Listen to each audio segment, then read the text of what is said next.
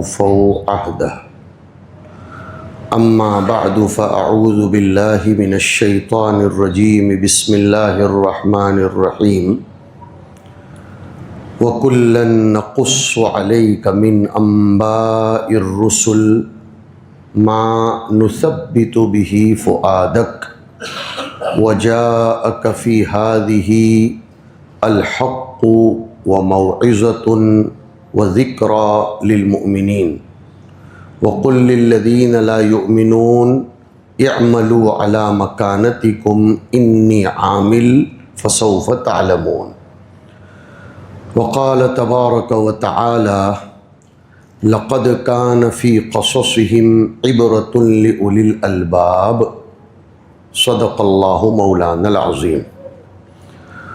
وقال النبي صلى الله تعالى عليه وآله وسلم: نحن معشر الأنبياء بنو علات أبونا واحد وأمهاتنا شتى او کما قال علیہ الصلاۃ والسلام. بزرگان دین، علماء کرام، بھائیوں، دوستوں اور بزرگوں،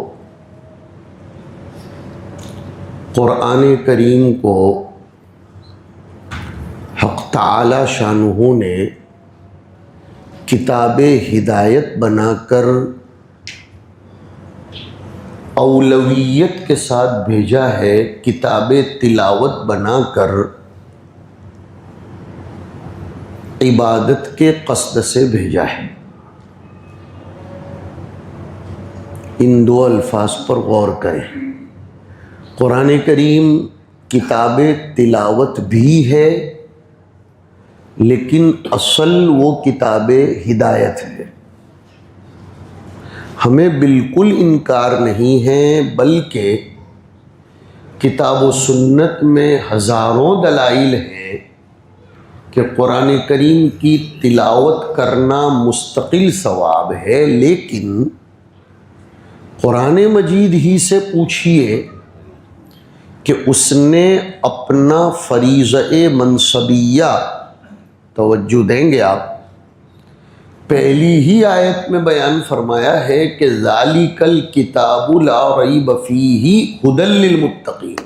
اور کچھ قرائے کرام یوں پڑھتے ہیں کہ ذالک الکتاب لا ریب فیہ ھدی للمتقین. دونوں قراتوں میں عجیب عجیب پیغام ہے، وہ درسیات کی بات ہے. بہرحال اس آیت سے ثابت ہوتا ہے کہ یہ قرآن کریم اولیت کا درجہ رکھتا ہے اس اعتبار سے کہ وہ کتاب ہدایت ہے.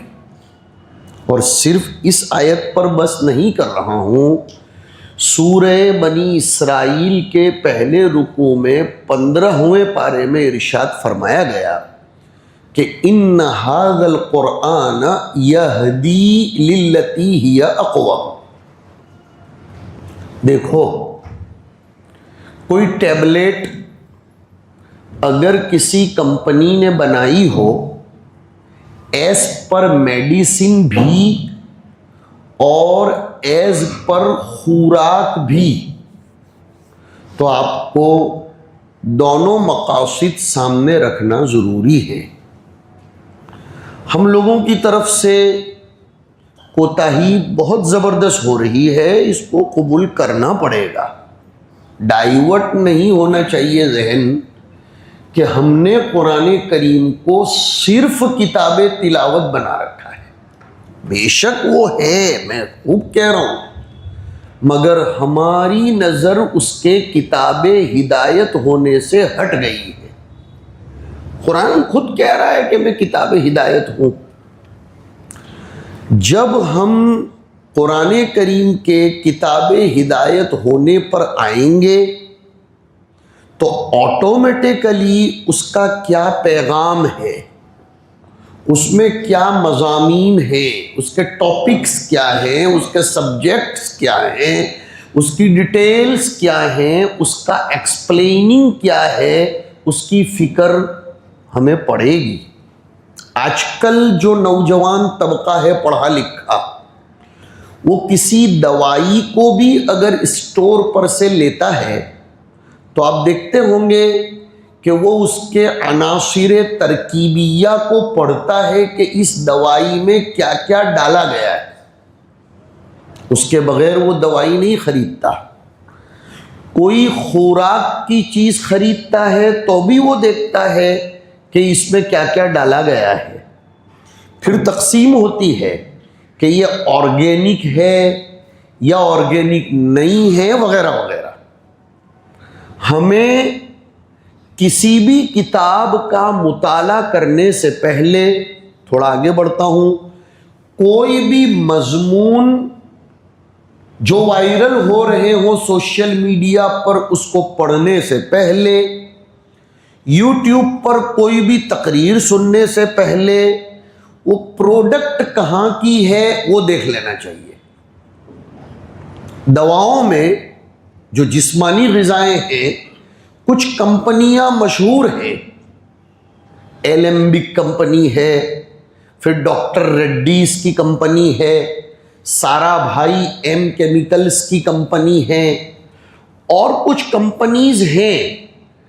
ان کمپنیز کی پروڈکٹ دوائیں آدمی آنکھ بند کر کے لے لیتا ہے، کمپنی بدل گئی ہو، گرچہ کے میڈیکل اسٹور پر وہ دوا بکتی ہو، لیکن ایم ڈی ڈاکٹر آپ کو واپس کر دیتا ہے کہ آپ واپس جائیں جب تک کہ میری لکھی ہوئی کمپنی کی دوا آپ کو مہیا نہ ہو۔ بس یہی بات کہہ رہا ہوں کہ میڈیکل اسٹور یعنی اسلامیات کے نام سے جو بھی یوٹیوب پر چلتا ہو یا جو بھی ٹاپکس اور سبجیکٹس آتے ہوں، آپ ایم ڈی اور ایم ایس ڈاکٹر کے پوچھے بغیر اس سے استفادہ خدا کے واسطے نہ کریں۔ ہمارے بہت سے نوجوان کبھی کبھی یہ تبصرہ کر ڈالتے ہیں، انہیں سوچنا چاہیے کہ اس کا خمیازہ بھگتنا پڑے گا خود کو اور نسلوں کو، کہ مولانا لوگ اسلام کو اپنی جاگیر سمجھتے ہیں اور ایسا بولتے ہیں کہ ہم کہیں اسی کو سنو، تو کیا قرآن کریم؟ تو ہمارا سوال یہ ہے کہ کیا میڈیکل اسٹور پر بکنے والی دوائیں ڈاکٹر کی جاگیر ہیں؟ لیکن آپ ڈاکٹر کے مشورے کے بغیر، بلکہ بعض ڈاکٹروں کو میں نے دیکھا، آپ بھی دیکھتے ہیں کہ ان کے پرسکرپشن پر، ان کے نامزد کیے ہوئے میڈیکل اسٹور پر سے آپ دوا لے کر آؤ، پھر بھی ان کو دکھانے جانا پڑتا ہے ڈاکٹر کو۔ وہ ڈاکٹر یس کرے تو آپ لے سکتے ہو، کیوں کہ میرا اور آپ کا یقین ہے کہ میرا ڈاکٹر میری باڈی کے ساتھ پلے نہیں کرے گا، اور ڈاکٹر کو آپ کے ساتھ ہمدردی ہے کہ پیشنٹ جب مجھ پر اعتماد کر کے آیا ہے تو میں اس کے ساتھ غلط کام نہ کروں۔ ہمارا اللہ کروڑوں رحمتیں، اربوں خربوں شفقتیں اور ہمدردیاں ایک طرف، ہمارا رب ہمارے ساتھ بہت بڑا مہربان ہے۔ وہ اس کو قطعاً برداشت نہیں کرتا کہ میرے بندے دین کے نام پر کوئی بھی کتاب پڑھ لیں، کوئی بھی تقریر سن لیں، کوئی بھی بیان کو یا کوئی بھی ٹاپک کو پڑھ لیں۔ پہلا پیغام تو ضمناً یہ آ گیا، ورنہ اصل میں پھر اپنے الفاظ پر جا رہا ہوں، قرآن کریم جہاں کتاب تلاوت ہے وہیں بہت بڑے درجے میں وہ کتاب ہدایت ہے، اور ہدایت میں ایک بہت بڑی چیز ہوتی ہے انسان کا اپنے بھوتکاڑ سے وابستہ ہونا، اپنے ماضی کو فراموش نہ کرنا۔ ایک مثال کے ذریعے سمجھاؤں، جس بچے کو اپنے ونش پرمپرا کا علم نہ ہو، وہ اپنی برادری کو جانتا نہ ہو، وہ اپنی خاندانی روایات و اقدار کو بالائے طاق رکھ چکا ہو، اور اسے یہی معلوم نہ ہو کہ میں کس کی اولاد ہوں۔ سنو، بہت قیمتی بات کہہ رہا ہوں، بہت آسان ہوتا ہے دوسری برادریاں اس کو اپنا لقمہ تر بنا لیں، دوسرے خاندان اس کو ایڈاپٹ کر لیں اور پھر اس کو اپنی روش پر ڈھالیں، اور یہ بچہ اپنی اقدار و روایات کو اور اپنی خاندانی قدر و قیمت کو کھو بیٹھتا ہے۔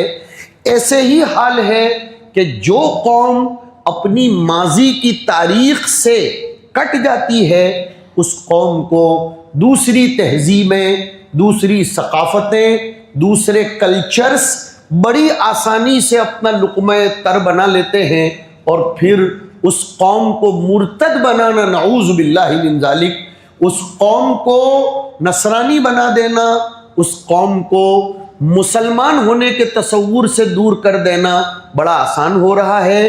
میں بہت کھلنا نہیں چاہتا، لیکن ضرور اتنا کہوں گا، آج ہمارے گھروں میں مسلمان ہونے کو صرف دال چاول، گوشت کھانا، کرتا پائجامہ پہننا یا نت نئے برقعے پہننے کو اسلام سمجھا دیا گیا ہے، لیکن ماضی کی تاریخ، ہماری شناخت اور ہمارا کلچر، ہم کسی ایک ممتاز خاتم النبیین سید الانبیاء والمرسلین صلی اللہ علیہ وسلم سے جڑے ہوئے لوگ ہیں، اس کے چرچے ہمارے گھروں میں نہیں ہوتے۔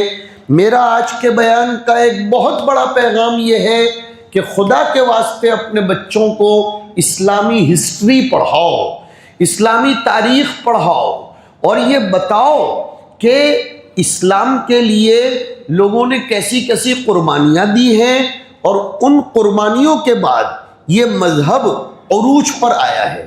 ہوتا کیا ہے دیکھو سمجھو، جب یہ پتہ نہیں ہوتا، مجھے مثال کے طور پر کہ میرے دادا، میرے پردادا نے ہماری فرم کو، ہماری کمپنی کو اسٹیبلش کرنے کے لیے، ڈیولپ کرنے کے لیے، پروگریس دلانے کے لیے کیسی کیسی قربانیاں دی ہیں۔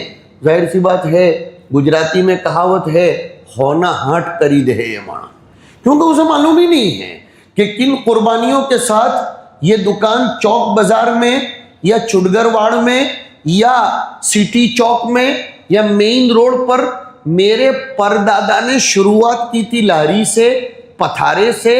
میری دادی بھی بیچاری محنت کرتی تھی، مثال دے رہا ہوں، میری نانی بھی محنت کرتی تھی، میری دادی کی امی نے زیورات بیچ کر میرے دادا کو پروان چڑھایا تھا، اور پھر دھیرے دھیرے ہم بڑھتے بڑھتے اب شو روم تک پہنچے۔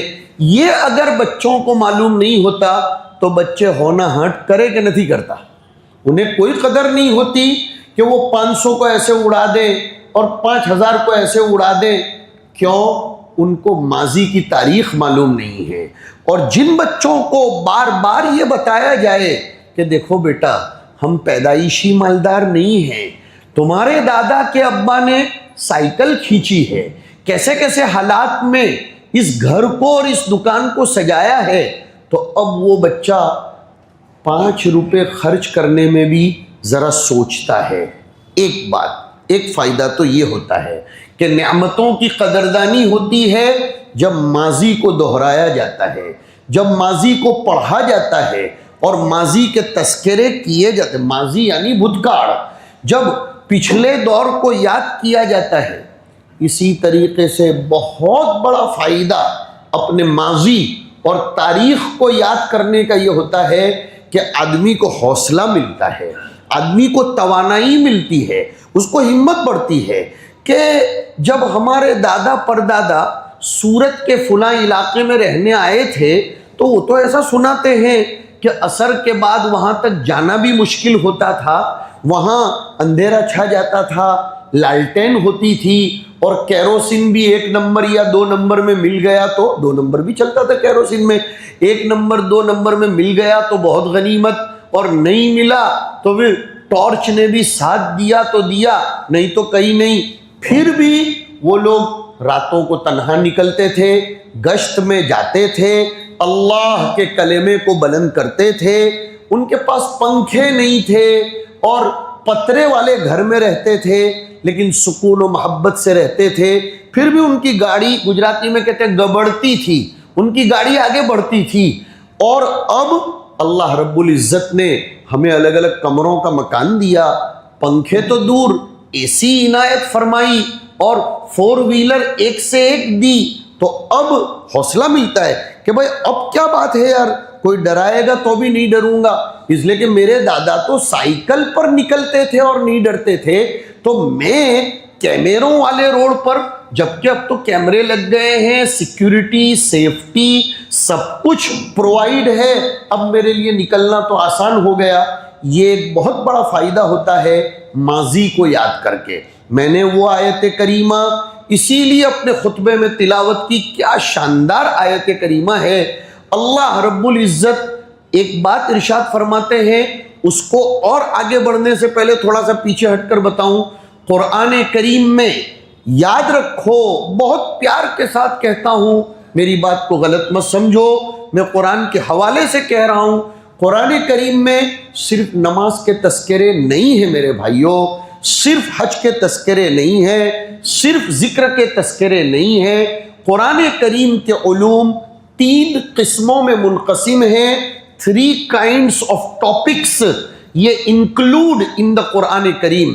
پہلا ہے عقائد، اس میں عقائد بلیوفس بتائی گئی ہیں، کن بنیادوں پر اسٹرکچر مسلمان کا کھڑا ہوتا ہے، اور بنیاد کے بغیر کی عمارت تو کسی بھی کام کی نہیں ہے۔ اگر یہ پلرز اور یہ دیواریں جن کے اوپر مسجد کھڑی ہے، انہی کو اگر گرا دیا جائے تو پھر آپ وہ جو پی وی سی یا وغیرہ وغیرہ لگانے کی کس کام کا، آپ کتنا پلاسٹر آف پیرس لگائیں یا کچھ بھی لگائیں، لیکن پلرز گرا دیے جائیں تو کچھ کام کا نہیں ہے۔ اسی طریقے سے اسلامی عقائد ہیں۔ نمبر 2 پر قرآن کریم میں عقائد کے ساتھ نمبر 2 پر احکام ہیں، یعنی رولز اینڈ ریگولیشنز۔ میں نے پہلے بتایا کہ جو پلرز ہیں جس کو عقائد کہیں گے، جس کے اوپر اسلام کی بنیادیں کھڑی ہیں، دوسرا جب بنیادیں کھڑی ہو جاتی ہیں تو رولز اینڈ ریگولیشنز، دستور عربی میں کہتے ہیں اور اردو میں آئین کہا جاتا ہے، انگلش میں کانسٹیٹیوشن بولتے ہیں اور گجراتی میں بندھارن بولتے ہیں۔ وہ بندھارن جس کو علم الاحکام کہا جاتا ہے، وہ احکام کی آیتیں قرآن کریم میں بہت تفصیل کے ساتھ ہیں۔ قسم کیسے کھانی چاہیے، کیسی قسم پر کیا کفارہ آتا ہے، اتنا زبردست تفصیل کے ساتھ ذکر کیا کہ ماں اپنے بچے کو دودھ کب تک پلائے، کیسے پلائے، دودھ پلانے کا خرچہ کس کے ذمے آتا ہے، اور پھر اس کی تفصیل شارح مبین اور شارح متین صلی اللہ تعالی علیہ وآلہ وسلم نے یہاں تک ارشاد فرما دی کہ بچے کو اگر طلاق ہو گئی ہے، یعنی اس کی ماں کو، اور اس زمانے میں اس کو دودھ پلایا جا رہا ہے، تو پھر اس کا خرچہ کب تک اس کے باپ پر آئے گا اور کیوں آئے گا، کن شرائط کے ساتھ آئے گا، اور پھر طلاق کی شکلیں، نماز کی شکلیں، اس کو کہا جاتا ہے علم الاحکام۔ مجھے آج جس چیز کی طرف توجہ دلانی ہے اب اس پر آ رہا ہوں۔ تیسری قسم قرآن کریم میں تقریباً میرے بھائیوں 1000 سے زائد آیتیں ایسی ہیں جن میں قصے پائے جاتے ہیں۔ اب سوال یہ ہوتا ہے، Quran is not the book of stories. Story تو آپ اور میں سب جانتے ہیں، اسٹوریاں کیوں ہوتی ہیں؟ زیادہ تر کی قید بڑھا ٹائم پاس کرنے کے لیے ہے نا۔ کہانیاں کیوں کہی جاتی ہیں؟ ٹائم پاس کرنے کے لیے۔ نیند نہیں آتی، کہانی کہنا شروع کر دو۔ لیکن نہیں، مجھے بھی یاد ہے، اور ہم میں یہاں جو لوگ 55-60 سال اور اس کے آزو بازو کے ہیں، سب کو دور یاد ہوگا کہ پہلے دادی رات کو عشاء کے بعد لے کر بیٹھ کر کہانیاں سناتی تھی، اور ان کہانیوں سے ایک سبق اخذ کر کے، لیکن اب تو ماں باپ کہانی سنانا تو دور، بچہ روتا بھی ہے تو اس کے ہاتھ میں موبائل پکڑا دیتے ہیں۔ بچے نے کچھ ذرا بھی آواز کی، مولانا کے لفظ سے اس کو ڈراتے ہیں۔ جب 2 سال میں ہی اس کو مولانا سے ڈرایا تو پھر اس سے مکتب میں جانے کی امید کیسے رکھی جا سکتی ہے، اور وہ خود مولانا کیسے بنے گا؟ اس لیے کہ اس کو ایسا ہوتا ہے کہ میرا نام اور ڈر یہ لازم ملزوم بن گئے، نہ جانے کیا کیا ہوتا ہے۔ لیکن مجھے میری دادی آج یاد آ رہی ہے، اللہ تعالیٰ اس کو غریق رحمت فرمائے، اپنے خاندان کو نہیں بھولنا چاہیے، اس لیے کہ میری دادی تھی تو مجھے میرا باپ ملا نا، اور میرا باپ تھا تو میرا وجود ہوا، اور میرے والد تھے تو میں کہیں پڑھنے گیا۔ آج کل انسان پرایوں کو سر پر بٹھاتا ہے، لیکن باپ کی، ماں کی، اور وہ ماں باپ جن کے صدقے طفیل ملے ہیں، معمولی صرف مس انڈرسٹینڈنگ کی بنیاد پر ان کو تج کر غیروں کے حوالے ہو جاتا ہے۔ مجھے یاد آیا حدیث شریف میں قیامت کی ایک نشانی بیان کی گئی ہے کہ قیامت کے قریب ایسا ہوگا کہ انسان اپنے دوستوں کو اپنے ماں باپ سے بھی اوپر درجہ دے گا۔ یہ دور آ چکا ہے کہ باپ ہاسپٹل میں ہے، باپ کراہ رہا ہے، بوڑھے ہیں، ماں باپ یہ چاہتے ہیں کہ ہمارا بچہ کچھ نہ دے، صرف 10 منٹ ہمارے پاس آ کر بیٹھ جائے۔ بچے کے پاس ٹائم نہیں ہوتا ہے 10 منٹ، اور 10 گھنٹے اپنے دوستوں کے ساتھ، کبھی خلیل چائے پر تو کبھی جلیل بریانی پر، تو اللہ جانے کبھی کون سی جگہ اور کہاں کہاں وہ بیٹھا رہے گا وہاں اس کو۔ میرے بھائیوں، بے شک قیامت کی نشانیاں ہو کر رہیں گی، لیکن ان نشانیوں کا مصداق ہم کیوں بنے؟ ہم اپنے آپ آج یہ طے کر کے جاؤ کہ عشاء کے بعد کا ٹائم only for families، صرف فیملی۔ دور ایسا آ گیا ہے، کس منہ سے سناؤں، سب کو اس سے سابقہ پڑ رہا ہے کہ نئی نسل کو ابا کے رشتہ دار کون ہیں یہی معلوم نہیں۔ انڈیپینڈنسی آف لائف کا مطلب یہ ہو گیا ہے، اور اس کی وجہ سے کیا کیا مصیبتیں بھگتنا پڑ رہی ہیں۔ یہ کیوں؟ اس لیے کہ آج کل کی بچیاں ذرا بھی ساس کی کچھ سننے کو تیار نہیں، اور ادھر ساس کی بھی گڑبڑ ہے کہ اپنی بیٹی کچھ کرے تو کہ بائی مسٹیک ہو گیا، اور بیچاری بہو کچھ کر دے تو کہ تیرے ماں باپ نے تجھ کو یہ تعلیم دی۔ ہمارے استاذ جن کا تذکرہ اس سے پہلے بھی میں یہاں کر چکا، حضرت مولانا سید ذوالفقار صاحب رحمۃ اللہ علیہ فرمایا کرتے تھے، تقریباً 99% شادی شدہ لوگ بیٹھے ہوئے ہیں، خدا سب کی زندگیوں میں برکت نصیب فرمایا کرتے تھے کہ عورت سب کچھ برداشت کر سکتی ہے، اس کے میکے کے بارے میں ٹونٹ برداشت نہیں کرتی۔ اور حضرت جملہ فرماتے تھے کہ عورت کو اپنے میکے کی چھاچھ سسرال کے دیسی گھی سے بھی زیادہ قیمتی معلوم ہوتی ہے، اور آگے فرماتے تھے میکے کا کتا سسرال کے بہترین بکرے سے، اور ہونا بھی چاہیے، اس لیے کہ ماں باپ کے ساتھ وفاداری کا تقاضا یہ ہے۔ اور یہ بزدل لوگ ہوتے ہیں جو عورت کو اس کے ماں باپ کی ٹونٹنگ سناتے ہیں۔ میں ان بھائیوں سے پوچھنا چاہتا ہوں اور ان باپ سے پوچھنا چاہتا ہوں، تمہاری بیٹی کو اگر تمہارا داماد یہ کہے کہ تیرے ماں باپ نے تجھے کیا سکھایا، تو تب تو ہماری آستینیں چڑھ جاتی ہیں، اور ہم تب تو کہتے ہیں بیٹا رکشہ پکڑ لے، اور اب تو رکشہ بھی اوبر اور اولا والی ہو گئی، کوئی ٹینشن نہیں، گھر آ جانا، میں نیچے اتر کر کرایہ دے دوں گا۔ اور ہم کسی کی بیٹی کو یہ نہیں سمجھتے کہ جیسے میری بیٹی ہے یہ بھی تو کسی کی بیٹی ہے۔ بہرحال بات یہ چل رہی تھی کہ کہانیاں زیادہ تر تو ٹائم پاس کے لیے ہوتی ہیں، لیکن قرآن کریم نعوذ باللہ پوری مسجد انشاءاللہ بیک زماں کہے گی، کیا قرآن کریم ٹائم پاس کی کتاب ہے؟ کبھی نہیں۔ ابھی تو میں نے بیان کیا کہ قرآن کریم تو ہدایت کی کتاب ہے، تو قرآن کریم میں قصے کیوں آئے ہیں؟ 26 سے زیادہ انبیاء علیہ السلام کے قصے آئے، بلکہ کئی صورتیں ایسی ہیں جو قصوں کے نام پر ہی ہیں۔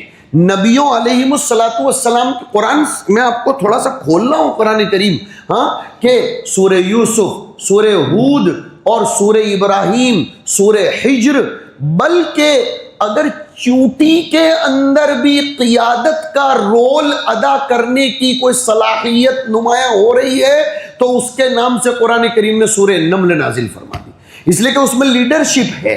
ایک بات بہت اچھی یاد آ گئی کہ قرآن کریم میں چیونٹی کے نام سے بھی ایک سورت ہے، دیکھ لینا آپ 19ویں پارے کے پون کے ایک رکوع پہلے سے شروع ہو کر 20ویں پارے کے پاؤ کے ایک رکوع پہلے ختم ہو رہا ہے، ادھر کا ایک رکوع بڑھ گیا، ادھر کا ایک رکوع گھٹ گیا، مطلب آدھے پارے پر مشتمل وہ سورہ۔ اب ایک عام آدمی کو سوال ہوتا ہے، قرآن کریم اتنی قیمتی کتاب اور اس میں چونٹی کے نام کی آیت، بلکہ پوری سورت چونٹی کے نام کی؟ بھولنا نہیں چاہیے، قرآن کریم کسی غیر معمولی کو معمولی نہیں بناتا اور معمولی کو غیر معمولی نہیں بناتا۔ قرآن کریم بھی کبھی کبھی کچھ لوگوں کو اگنور کرتا ہے اور کچھ لوگوں کو امپورٹنس بھی دیتا ہے، اس نے اگنور کرنا بھی سکھایا ہے۔ ہاں، مسلمان غیور ہوتا ہے، وقار کے ساتھ چلتا ہے، اس کو کہا گیا وَإِذَا خَاطَبَهُمُ الْجَاهِلُونَ قَالُوا سَلَامًا، کہ جب جاہل لوگ تجھ سے الجھنے لگے تو ان کو اگنور کر دو، اس لیے کہ یہ سلام متارکت ہے، سلام متارکت نہیں ہے، یہ سلام ترک ہے، یعنی ہر سلام رسپیکٹ کے لیے نہیں کیا جاتا، بہت سے سلام اگنور کرنے کے لیے بھی کیے جاتے ہیں، جیسے 20ویں پارے میں آیا وَإِذَا سَمِعُوا اللَّغْوَ، وہی وَإِذَا خَاطَبَهُمُ الْجَاهِلُونَ کی تفسیر ہے وہ کہ وَإِذَا سَمِعُوا اللَّغْوَ أَعْرَضُوا عَنْهُ وَقَالُوا لَنَا أَعْمَالُنَا وَلَكُمْ أَعْمَالُكُمْ سَلَامٌ عَلَيْكُمْ لَا نَبْتَغِي الْجَاهِلِينَ۔ ہم ایسے لوگوں سے الجھتے نہیں ہیں، یہاں لا نبتغی کا مرادی ترجمہ یہ ہوگا کہ ہم ایسے نادانوں اور بے وقوفوں سے الجھتے نہیں، کیونکہ ہدایت آپ کی ذمہ داری ہی نہیں ہے، اسی لیے تو آگے فرمایا کہ انک لا تہدی من احببت۔ الجھتا وہ ہے جو یہ سمجھے کہ میں میری منوا کر ہی رہوں گا۔ اگر منوانا آپ ہی کی ذمہ داری تھی تو رسول اللہ بھی اپنی نہ منوا سکے اپنے سگے چچا کو۔ پتہ چلا حضرت جی مولانا الیاس صاحب رحمۃ اللہ علیہ یاد آ گئے۔ اللہ پاک نظام الدین کے ان تینوں نفوس قدسیہ کی قبروں پر کروڑوں درجہ رحمتیں برسائے، حضرت جی مولانا یوسف صاحب، حضرت جی مولانا الیاس صاحب، حضرت جی مولانا انعام الحسن صاحب اور ہمارے دیگر علماء حق کی قبروں کو اللہ نور سے بھرے۔ حضرت جی مولانا الیاس صاحب رحمۃ اللہ علیہ فرما کر گئے مومن میں ماننے کی صفت ہوتی ہے، منوانے کی صفت نہیں ہوتی۔ کتنی قیمتی بات کہہ کر گئے۔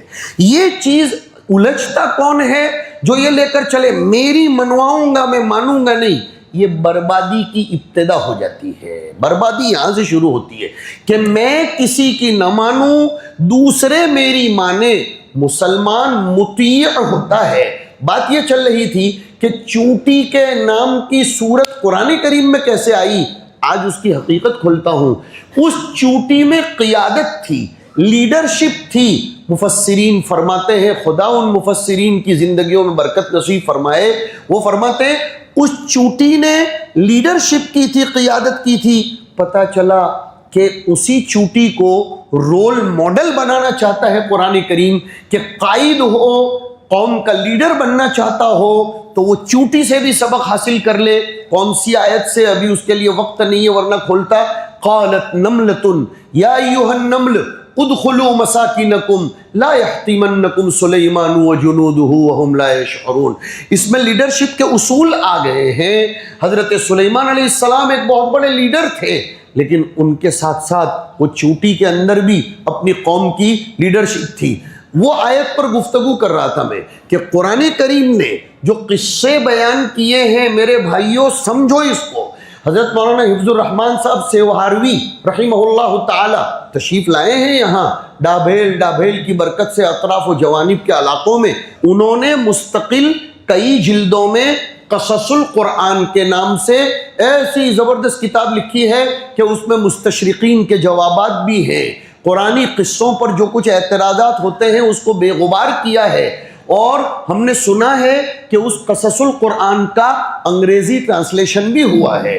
ہمارے بہت سے نوجوان ہیں، میں جانتا ہوں، بہت سے نالج والے لوگ ہیں جن کو پڑھنے لکھنے کا شوق ہے، ہم جانتے ہیں انہیں یہ پڑھنا چاہیے، اس لیے کہ قرآن کریم نے دنیا کو کیا نہیں دیا۔ ہم سمجھتے ہیں یہ غلط فہمی ہے اور دنیا نے بہت بڑا ظلم کیا ہے کہ لوگوں کے دماغوں میں بٹھایا قرآن تو انسان کو صرف مسجد سے وابستہ کرتا ہے، اس لیے ہمارا تعلیم یافتہ طبقہ قرآن کریم کے قریب ہی نہیں ہوتا۔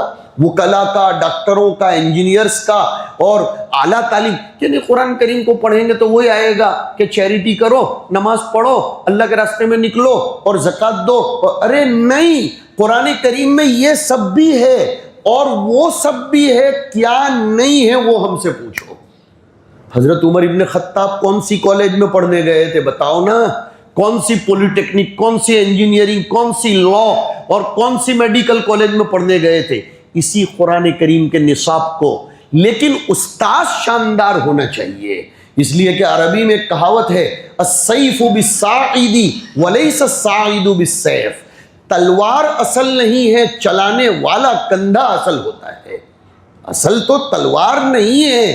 جیسے آپ سب کو تجربہ ہے، چائے کی پتی تو گھر میں وہی ہے، لیکن اگر نانی اماں جو چائے بناتی تھی اس کا حال اور اس کا ٹیسٹ ہی الگ تھا، امی کی چائے کا ٹیسٹ الگ تھا، اور اب بیوی کی چائے کا ٹیسٹ الگ ہے۔ اور پھر لوگ یاد بھی کرتے ہیں کاش کہ امی کے ہاتھ کی چائے میسر ہو جاتی۔ کبھی کبھی ٹونٹنگ مارنے کے لیے بھی کہتے ہیں گرچہ کتنی ہی اچھی چائے بیچاری بیوی بنا کر دے، مگر کچھ آر دلانا ہوتا ہے تو کہتے ہیں میری ماں ہوتی تو شاید ایسی چائے نہ پلاتی، بہت اچھا ماں کو یاد کرو، لیکن کسی کی تفضیل میں دوسرے کی تنقیص بھی تو نہیں ہونی چاہیے۔ اس میں ایک بات بہت اچھی کہہ گیا کہ کسی کو اتنا بھی بڑھاوا مت دو کہ دوسرے کا بیچارے کا گراف ایک دم گر جائے۔ تو قرآن کریم کہتا ہے یہ قصے ہم نے کیوں بیان کیے؟ اس آیت پر آؤ، وَكُلًّا نَقُصُّ عَلَيْكَ مِنْ أَنْبَاءِ الرُّسُلِ، ہم نے رسولوں کے قصے، رسولوں کی خبریں، رسولوں کے واقعات ہمارے سامنے اس لیے بیان کیے ہیں، ہمارے اور آپ کے سامنے قرآن کریم کہتا ہے ہم تمہارے سامنے اس لیے پیش کرتے ہیں محمد عربی صلی اللہ علیہ وسلم کہ ما نثبت به فؤادک۔ اس آیت پر آج دھیان دے کر جاؤ، اس کے بغیر مسجد سے نکلو مت۔ آج مسلمانوں کے حوصلے پست ہو گئے ہیں، ڈرپوک بن گئے مسلمان، اور ہے کیوں؟ اس قسم کی خبریں پھیلائی جا رہی ہیں، ایسا سب کچھ لکھا پڑھا جا رہا ہے اور کانوں میں ایسے ہی سور پھونکے جا رہے ہیں۔ مسلمان حوصلے کا پست ہو گیا، وہ ہوپلیس ہو گیا ہے۔ ہوپلیس یعنی امید اس کی ہٹ گئی۔ مسلمان تو ہوپ فل ہوتا ہے، خود بھی امید رکھتا ہے، دنیا کو بھی وہ آرزو دلاتا ہے، امید دلاتا ہے، بلکہ یقین دلاتا ہے۔ تو قرآن کریم نے کہا نبیوں کے قصے ہم تمہارے سامنے اس لیے نقص آیا، نقص تفصیل سے ذکر کرتے ہیں، ماں ایسے قصے نثبت به فؤادک کہ جس سے تمہارے دل مضبوط ہو جائیں گے۔ سوشل بائیکاٹ اگر کوئی قوم پترکاؤں کے ذریعے کرتی ہے تو اس سے گھبرانا نہیں چاہیے، اس سے ڈینجر بائیکاٹ شعب ابی طالب میں ہوا تھا۔ اور اگر کوئی قوم اپنی توانائی اور طاقت کے اوپر ناز کرتی ہے، اپنی حکومت پر ناز کرتی ہے، قرآن کریم کے دسترخوان پر جائیے، یہ حکومت تو کچھ بھی نہیں ہے جیسی حکومتیں ان شداد اور قارون اور نمرود اور فرعون اور نہ جانے کیسے کیسوں کو میسر تھی۔ اور اس نے بھی ایسی ہی دھمکیاں دی تھی کہ لَأُقَطِّعَنَّ أَيْدِيَكُمْ وَأَرْجُلَكُمْ مِنْ خِلَافٍ وَلَأُصَلِّبَنَّكُمْ فِي جُذُوعِ النَّخْلِ۔ اور قوم کے ایموشنز سے اس کو فائدہ اٹھانا تھا تو اس کو وہ مس یوز کرتے ہوئے کہتا تھا یرید ان یخرجکم من ارضکم بسحرہ۔ یہی قصے آج ہمارے اور آپ کے ساتھ دہرائے جا رہے ہیں، مگر واہ رے سبحان تیری قدرت، اتنی سب دھمکیوں کے بعد ہوا کیا؟ مگر اس کے لیے ہمیں نبیوں کی ہدایات پر چلنا پڑتا ہے۔ ہم ایک طرف تو ڈر رہے ہیں، گھبرا رہے ہیں، اور دوسری طرف ہم شیخ چلی کے خواب میں چھینچھڑے والا بھی معاملہ کرتے ہیں۔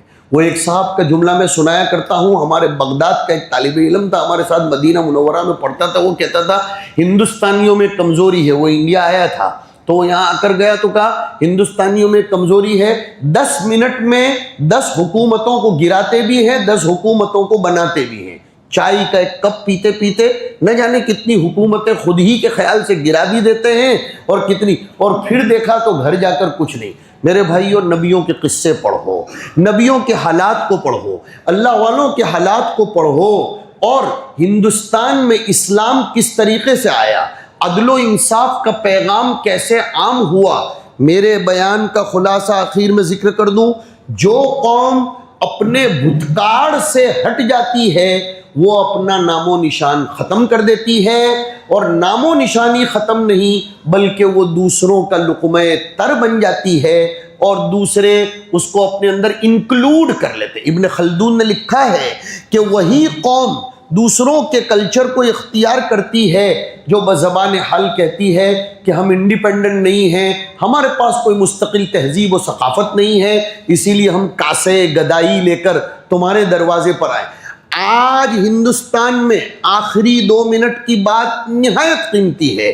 ہندوستان میں راج کرنے والوں نے 10 سال سے زائد راج کر کے یہ دیکھ لیا کہ ہتھیاروں کے بلبوتے پر قومی رائٹس کروا کر ہم مسلمانوں کو ان کے ایمان سے ہٹا نہیں سکتے، تو اب سویٹ پوائزن دینا شروع کیا ہے، اسکولوں کے نصاب کو بدل کر ہماری تاریخ کو ہٹایا جا رہا ہے، مغل بادشاہوں کو ظالم بتایا جا رہا ہے، اور دوسرے جو بادشاہوں نے ہندوستان میں مندر بھی بنوائے تھے، صرف مسجد نہیں، اور غیروں کے لیے زمینیں عنایت فرمائی تھی انہوں نے، لیکن ان بادشاہوں کو خالص ظالم بتایا جا رہا ہے۔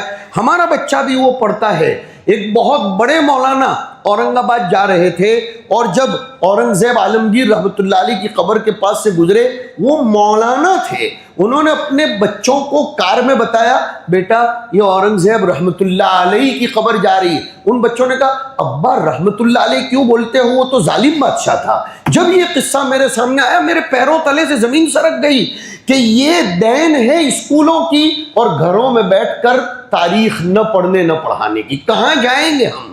کس منہ سے پھر یہ دعوے کرتے ہیں کہ مستقبل ہمارا ہے؟